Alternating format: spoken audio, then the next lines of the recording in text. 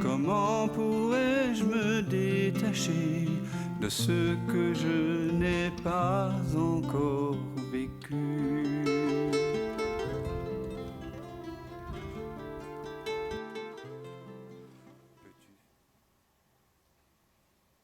Eh bien, je suis très heureux de célébrer avec vous notre vraie nature ce soir. C'est toujours la première fois.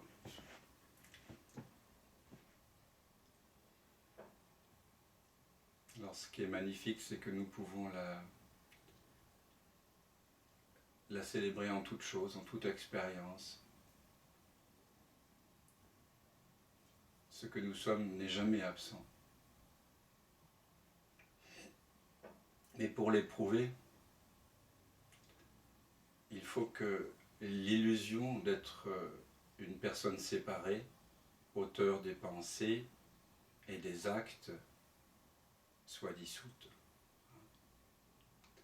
Tant que l'on croit être séparé, on ne peut pas éprouver cette unité, qui pourtant est notre vraie nature. Mais toute occasion, toute expérience, toute sensation, toute émotion, toute pensée, toute perception peut nous ramener à notre vraie nature, à la condition que nous ne sommes pas en train d'y résister. Ça veut dire d'y penser, ce qui signifie juger l'expérience, la comparer, la commenter, l'analyser, tirer des conclusions, justifier, condamner. Et c'est ce que le mental humain fait, peut-être pas en permanence, mais presque.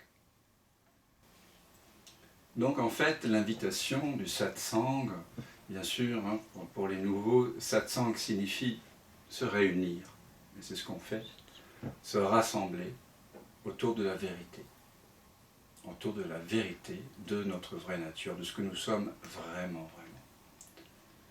Donc ce n'est pas une vérité que quelqu'un peut détenir, justement pour que cette vérité soit éprouvée, soit pleinement vécue. Comme je le disais, il faut que l'illusion d'être une personne séparée s'estompe. Voilà. On ne peut pas à la fois croire que la corde est un serpent et reconnaître la corde dans le serpent, comme dit une vieille histoire des Upanishads en Inde. C'est soit l'un, soit l'autre. Soit on est en train de rêver sa vie, et donc on rêve sa vie en s'identifiant à une personne, à un masque en fait, hein, puisque le mot persona vient du mot masque. Donc soit on s'identifie au masque, soit on réalise qu'on est la présence, l'espace dans lequel ce masque, tous les autres masques, le monde, apparaissent et disparaissent. On ne peut pas croire l'un et l'autre. Et donc, le satsang est là finalement pour clarifier ce qui peut être un peu confus. Parce qu'au final, je pense que nous avons tous une certaine connaissance de nous-mêmes, hein, de ce que nous sommes. Simplement, cette connaissance n'est pas complète, peut-être. Et tant qu'elle n'est pas complète, absolument sûre, tant qu'on n'est pas sûr que la corde qui semble être un serpent est une corde, tant qu'il y a encore des doutes, eh bien, on va éprouver toute la liste hein, des misères humaines, commencer par le sentiment de séparation, le sentiment d'être séparé des autres, mais aussi des perceptions, des pensées, de tout en fait. Et tant que ce sentiment de séparation est là, on est dans le rêve, on est dans l'hypnose. Aucune connaissance véritable, aucun geste vraiment juste, aucune action vraiment alignée ne peut se faire. Alors il y a une façon de revenir au senti, puisque finalement c'est de ça dont il s'agit. L'invitation ici ce soir, c'est de sentir la vie, finalement. Soit on pense la vie, soit on sent la vie.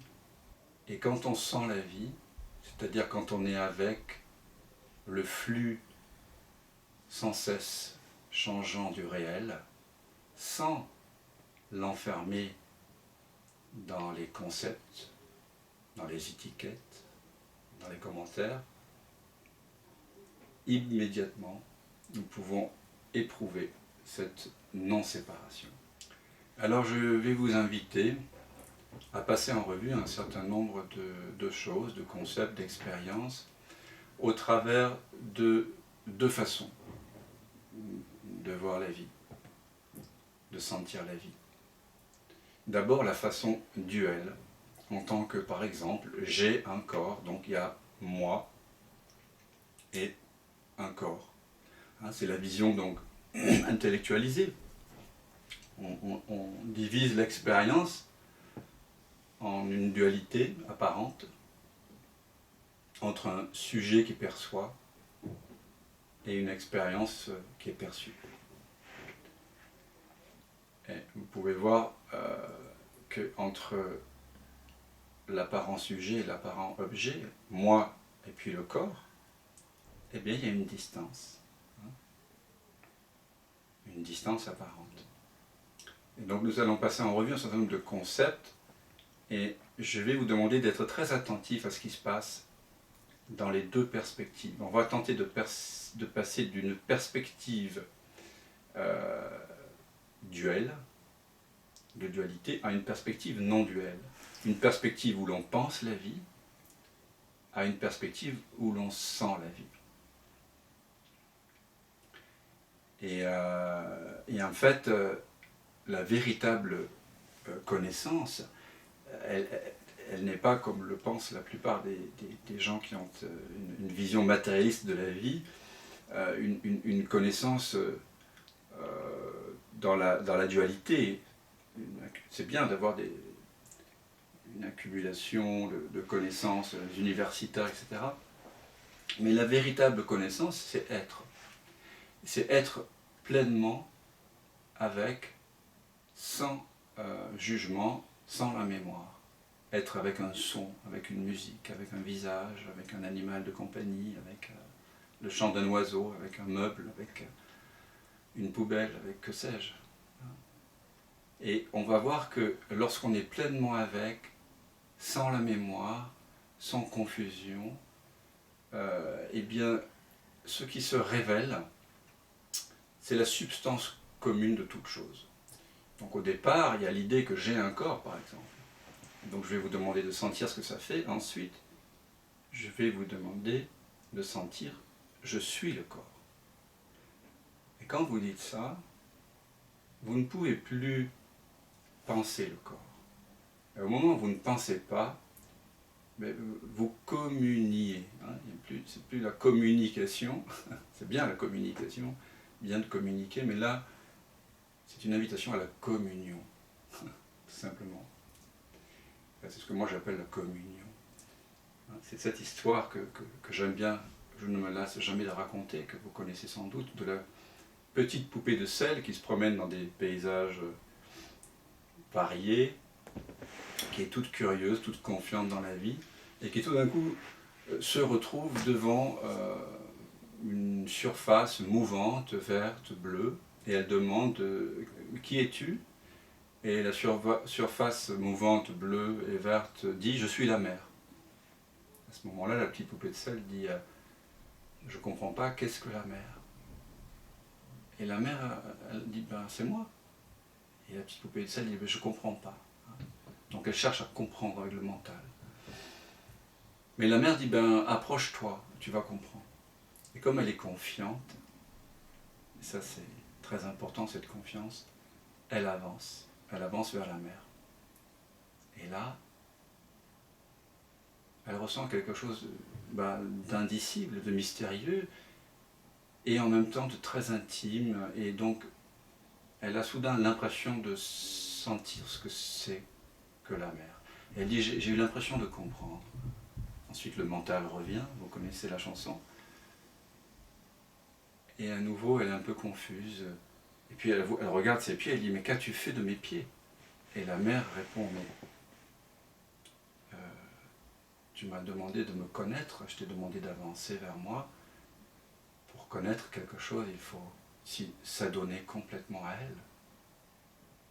Alors elle est un peu confuse, déstabilisée. Le mental, en fait, est déstabilisé. L'illusion de la séparation est en train de se défaire. Et donc, la petite poupée de sel dit, je ne comprends pas, mais qui es-tu? Et la mère, à nouveau, je suis la mère. Et je ne comprends pas. Eh bien, avance. Et donc, elle avance, elle est confiante. Il y a un peu de mental, mais elle est confiante. Et c'est ce qui est nécessaire entre nous ce soir, c'est cette confiance. Et bien sûr, elle avance dans la mer et elle a cette délicieuse impression de comprendre encore et encore. Et elle se dissout dans la mer et juste avant de se dissoudre, comme dans une bulle de bande dessinée, qui elle-même va disparaître, on entend la petite poupée de sel dire « Je suis la mer ». C'est donc ça la compréhension, profondément. C'est être, sentir, faire l'unité avec. Alors je vais vous inviter donc de passer de la perspective de la petite poupée de sel qui pose des questions, qui est confuse, qui veut comprendre intellectuellement la mer. C'est ce que nous faisons en général. Quand nous avons un problème, nous cherchons à le résoudre de façon relative. Nous cherchons à faire ce qu'on nous a dit, à analyser le problème, etc. Mais là, ce qu'on va faire, c'est qu'on va inviter à une dissolution du problème. C'était radical. Vous allez voir que l'idée même d'un problème va disparaître complètement dans la deuxième partie. Quand vous passez de « j'ai un problème » à « je suis le problème ». Et à chaque fois, je vais vous inviter à sentir. Et vraiment sentir, c'est la non-dualité. Vous ne pouvez pas sentir et penser en même temps. Ce n'est pas possible. Soit vous sentez, soit vous pensez. Vous ne pouvez pas faire l'un ou l'autre. C'est du même ordre que la corde et le serpent. Soit vous croyez que le serpent est une corde, c'est la métaphore de vous vous prenez pour quelqu'un de séparé, un corps, un mental qui est né, qui va mourir, une personne, une femme, un homme avec un âge, avec une destinée, un caractère, des savoirs, etc. Ou alors, vous êtes la conscience sans forme. Mais vous ne pouvez pas être un peu l'un, un peu l'autre.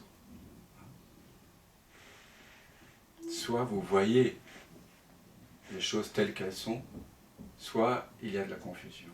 Soit c'est un serpent que vous croyez voir, et donc vous allez éprouver de la peur. Soit vous reconnaissez au clair de lune qui apparaît derrière les nuages, la pleine lune, que soudain, ah oui, c'est une corde. Et donc on va passer comme ça de la perspective duel à la perspective non-duel, qui est guérisseuse. Et vous allez voir que cette voie qui m'est très chère, que j'appelle la voie du senti, mais qu'on pourrait appeler la voie de l'amour, c'est finalement se fondre complètement dans ce qui est présenté. Eh bien, cette voie, elle est très directe. Et c'est aussi la voie du tantrisme shivaïte du Cachemire. On trouve à travers des philosophes comme Somananda, Abhinavagupta, Ksmeraja et d'autres entre le 8e et le 12e siècle. Et justement, la pratique que nous allons faire ce soir m'a été inspirée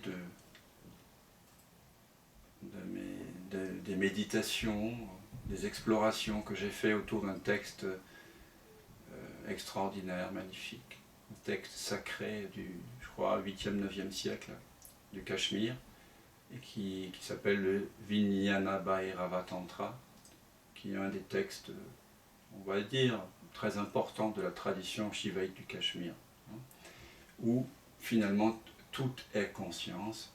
Et dans ce texte où la déesse demande à Bhairava, c'est-à-dire la Shakti demande finalement à Shiva de l'éveiller à sa vraie nature, de lui expliquer la nature de la réalité, eh bien Shiva va lui proposer plus d'une centaine, 112 je crois, ou 116 ou 130 stances selon la façon dont ça a été découpé, à travers des expériences de vie, hein, de revenir au soi. Parce que tout est occasion dans la vie. Les plus grands malheurs, nos plus grandes souffrances, nos moments de grande solitude où on se sent séparé, sont des occasions royales aussi pour revenir à la présence.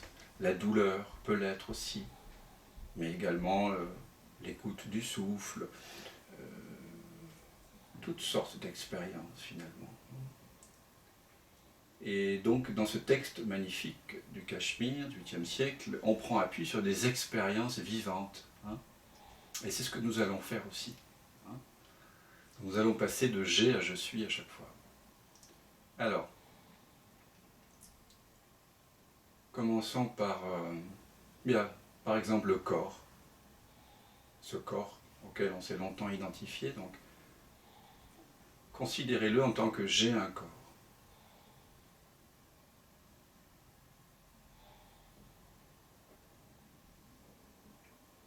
Et sentez.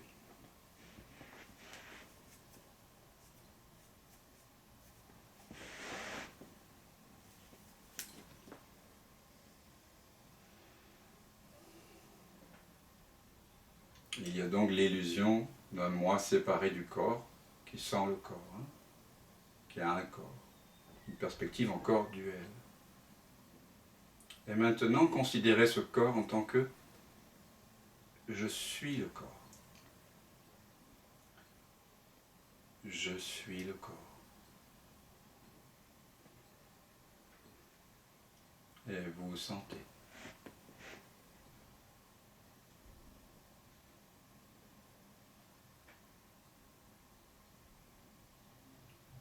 Je suis le corps.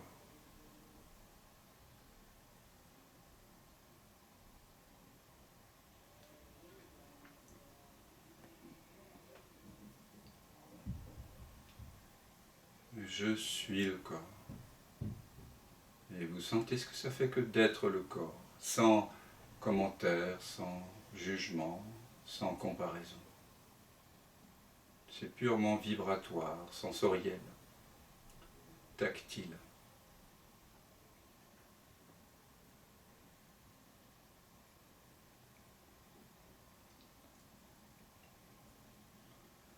Considérez maintenant le mental, ce qu'on appelle l'ensemble des pensées, ou s'il y a encore l'illusion d'un penseur, d'un ego, d'un centre de référence. Peut-être pour certains vous appelez ça le mental, mais qu'importe. Considérez donc le mental, ce que ça signifie pour vous, en tant que j'ai un mental.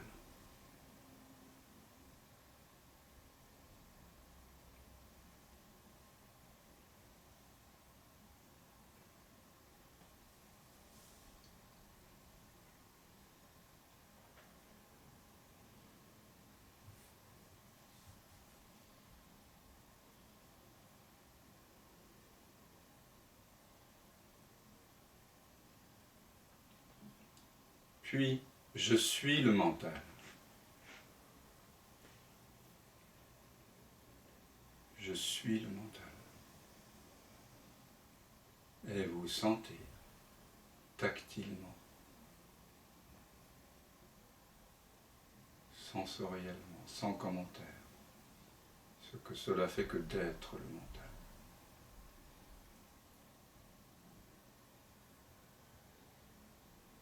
Je suis le mental.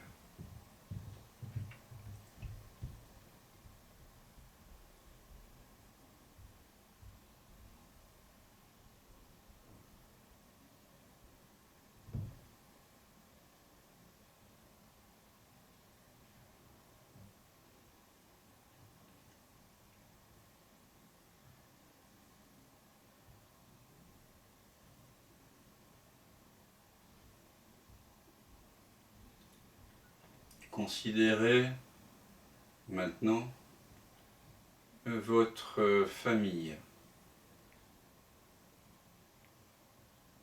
au sens resserré ou élargi, comme vous le souhaitez, en tant que j'ai une famille.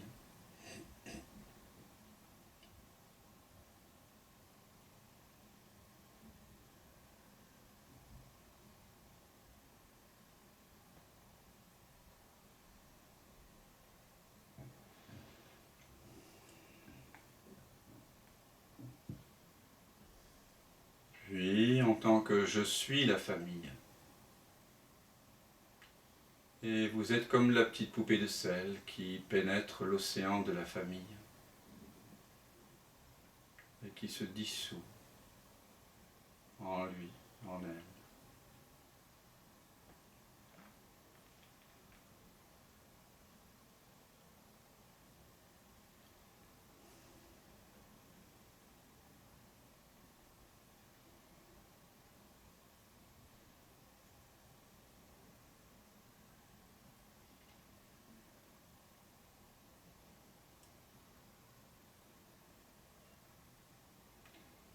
Pensez maintenant à votre histoire de vie depuis votre naissance.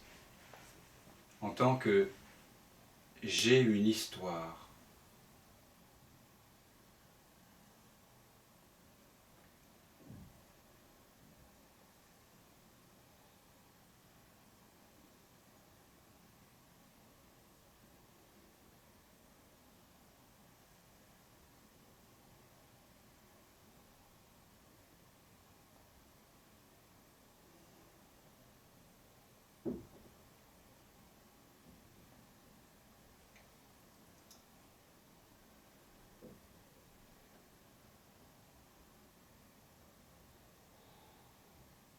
puis je suis l'histoire. Et vous sentez ce que cela fait que d'être l'histoire.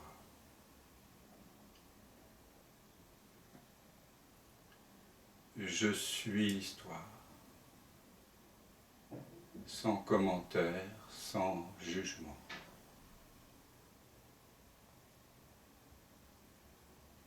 Vous faites la petite poupée de sel qui entre de plein pied, de plein gré dans l'histoire, pour se fondre en elle.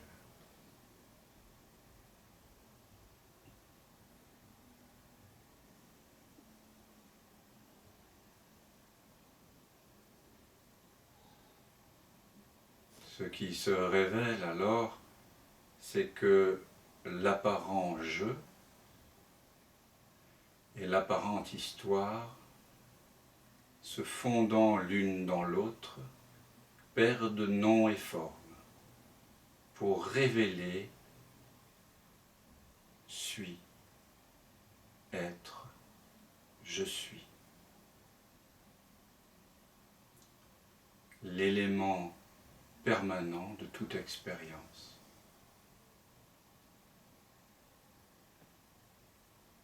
Dans je suis l'histoire, l'histoire et l'apparent jeu, l'apparente histoire, tous deux révèlent qu'ils sont tous deux faits de la nature même de je suis.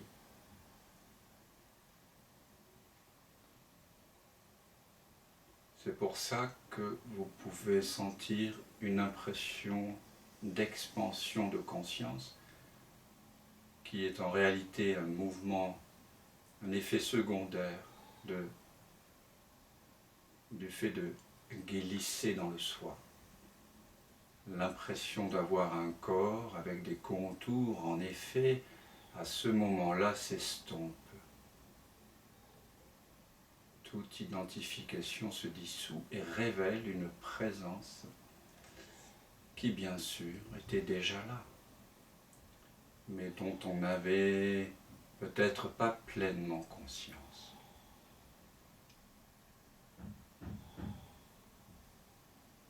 Une présence sans âge, sans forme, sans limite, qui n'est ni ceci ni cela.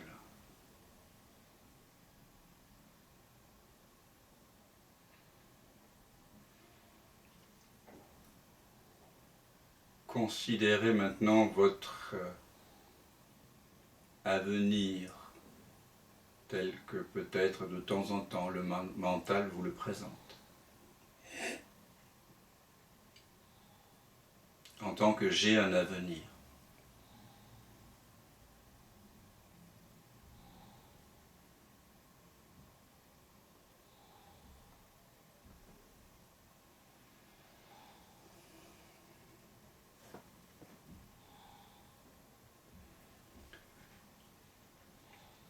Puis, en tant que je suis l'avenir.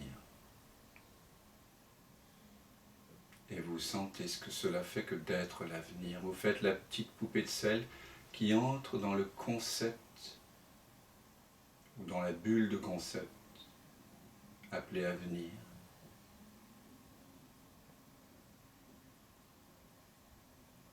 Je suis l'avenir.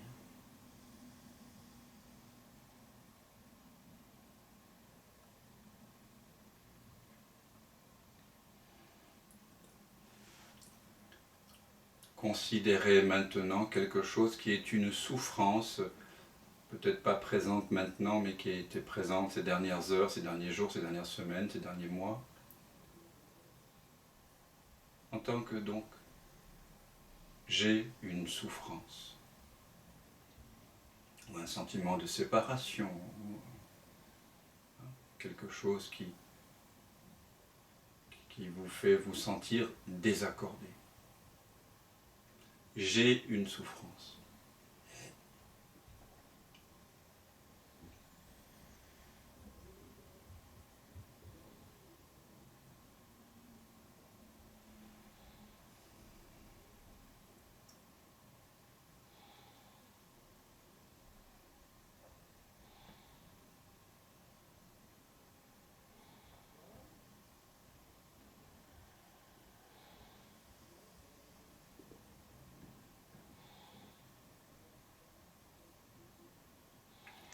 Puis maintenant, je suis la souffrance.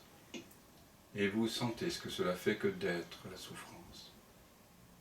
Et vous entrez comme la petite poupée de sel dans l'océan de la souffrance. Et vous vous y fondez complètement. Car c'est cela, connaître. Connaître, c'est être.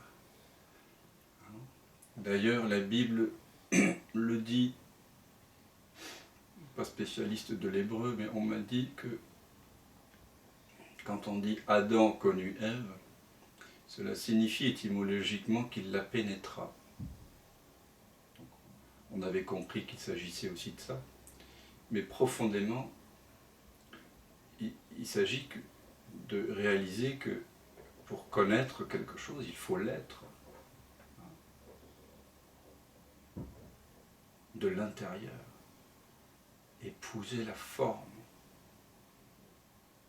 être complètement avec le corps de l'autre, les pensées, les paroles, les gestes, complètement. Donc ça veut dire être sans pensée, sans fantasme, sans attente, sans demande.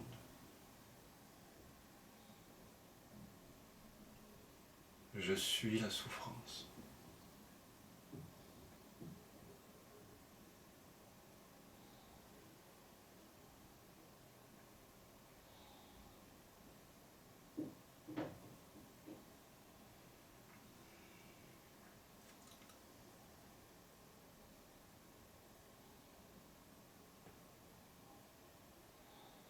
Dans ces rencontres, on parle beaucoup d'éveil au soir. Et donc, je ne sais pas pourquoi, mais ça suscite beaucoup d'attentes. Donc s'il y a une quelconque attente, d'éveil, de recherche, de quête, de demande, j'ai une quête, j'ai une demande, j'ai une recherche spirituelle, j'ai le désir de m'éveiller à ma vraie nature, d'accord? Et vous sentez.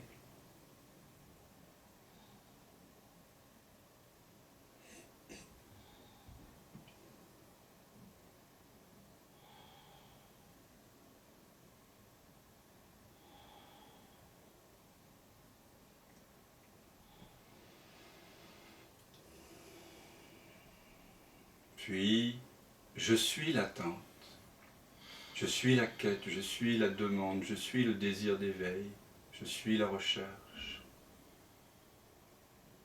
Et vous sentez, comme la petite poupée de sel, vous entrez dans l'éveil, dans l'attente, dans le désir. Et vous faites l'unité avec, tactilement, sensoriellement, sans penser.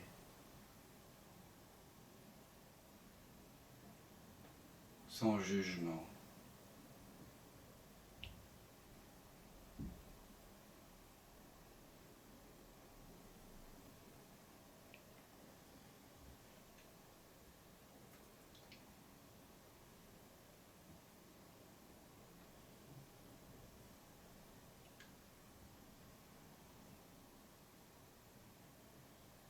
À un moment donné, il est réalisé par personne.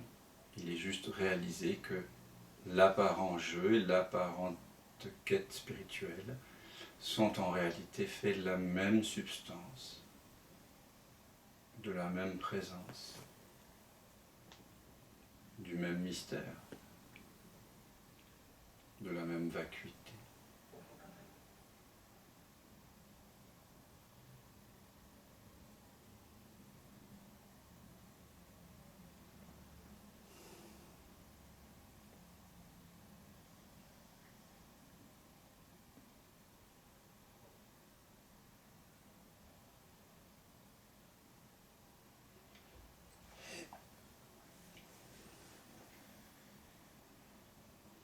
Et maintenant, je vous invite par vous-même, sans ma guidance, à appliquer ce j'ai, puis 10, 20, 30 secondes après je suis, sur toute pensée, sensation ou simplement perception qui pourrait survenir spontanément dans le champ de la conscience, vous montrant ainsi que toute expérience peut révéler le soi. Si vous passez de la perspective de pensée au senti. Donc maintenant, je vous laisse quelques minutes appliquer cela de façon directe, par vous-même.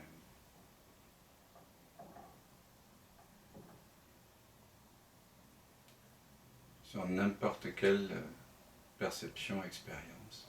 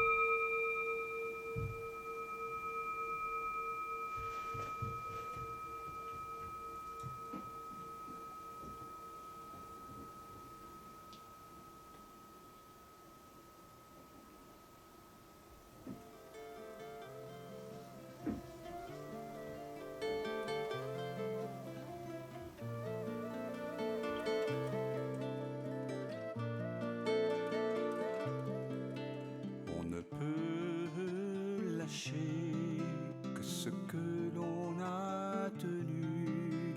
Mais comment pourrais-je me détacher de ce que je n'ai pas encore vécu?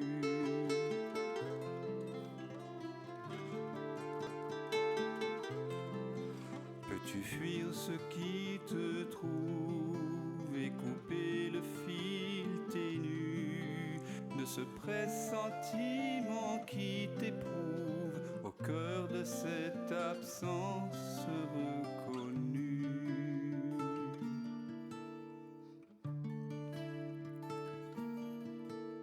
Ceux qui s'obstinent pendant le sommeil, ce que tu sens juste après le réveil, garde la fleur des dérives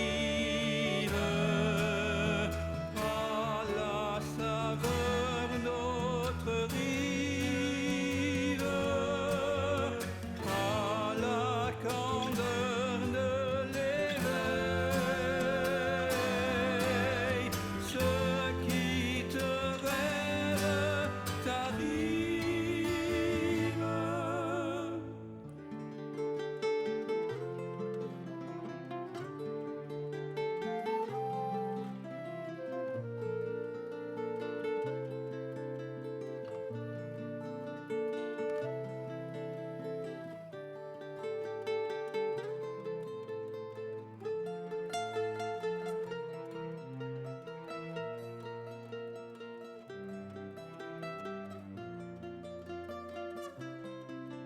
Quand la vague se prépare à noyer ton ventre nu, n'aie pas peur, il n'est jamais trop tard pour accueillir le souffle de ta mue.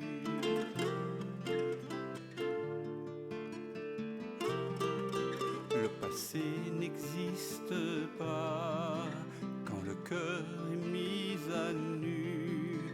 En quittant le vu pour vraiment voir, tu cueilles en toi ce monde entreaperçu.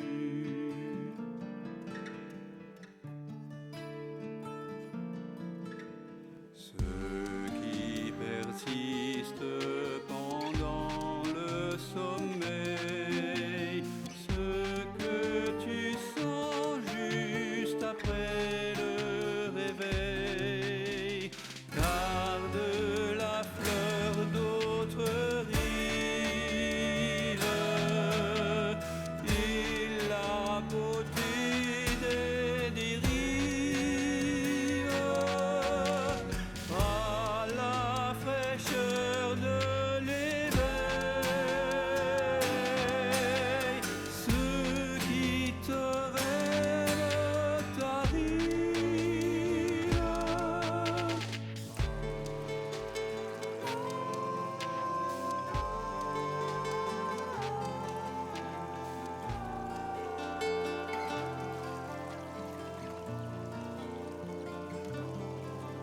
On ne peut lâcher que ce que l'on a tenu. Mais comment pourrais-je me détacher de ce que je n'ai pas encore vécu?